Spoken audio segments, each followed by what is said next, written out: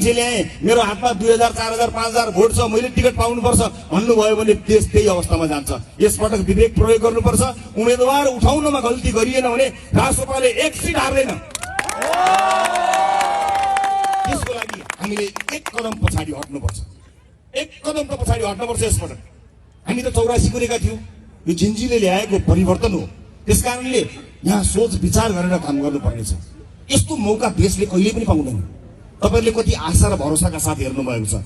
बालनजी, म र कुलमान हामी तीनजना मिल्नेबित्तिकै रासोपा बलियो पार्टी बनेको छ। बलियो पार्टी बन्ने बित्तिकै त्यसको फेरि जिम्मेवारी उत्तिकै हुन्छ। त्यसकारणले हामी जिम्मेवार भएर प्रस्तुत हुनुपर्ने हुन्छ।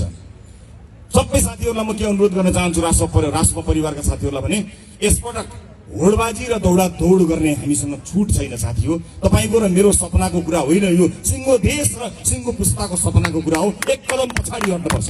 एक कदम पछाडि हट्नुपर्छ साथी हो। त्यसपछि बल्ल कुरा मिल्छ।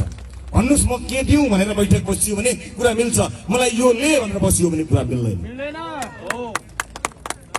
यसका लागि आफ्नो नाम मैले 1 नम्बरमा दर्ज गराएको छु।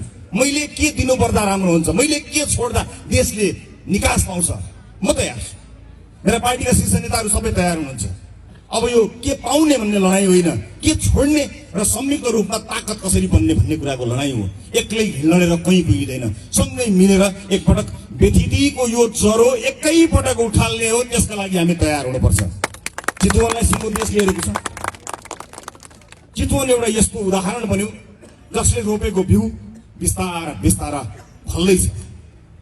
म सम्पूर्ण चितवनवासी आमा बुवा दाजुभाइ दिदीबहिनीहरूलाई यति अनुरोध गर्न चाहन्छु, कृपया अघिल्लो निर्वाचनमा जसरी तपाईहरूले साथ दिनुभयो त्यो फैलदै रासोपा अहिले राजनीतिको केन्द्र बनेको छ। घण्टीघर राजनीतिको केन्द्र बनेको छ भन्दा मलाई गर्व लागेको छ। र यति बेला हामीले अत्यन्त सुझबुझका साथ काम गर्नुपर्नेछ।